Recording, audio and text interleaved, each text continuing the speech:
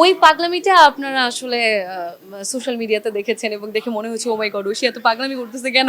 Concert বিষয়টা আসলে কনসার্টে গিয়ে দেখার জিনিস।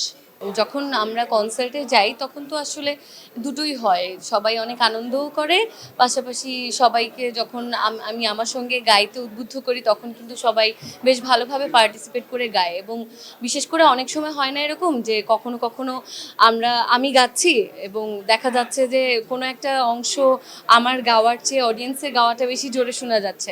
ওই মোমেন্টটা কিন্তু আসলে একটা কি বলবো আশীর্বাদ। ওই মোমেন্টটা একজন শিল্পীর জীবনে অন্যতম সেরা একটা অর্জন।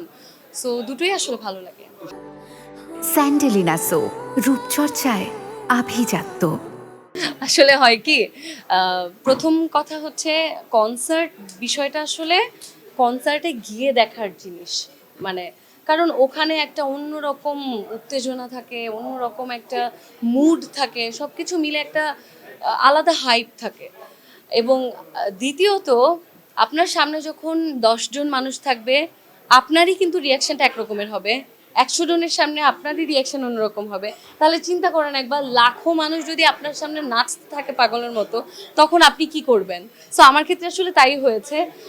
সেদিন আসলে এত এত মানুষ ছিল এবং সব কিছু গরম রোদ সব উপেক্ষা করে সবাই এত উপভোগ করছিল। সো আমরা আসলে সবাই ওই পাগলামিতে মানে মেতে গিয়েছিলাম।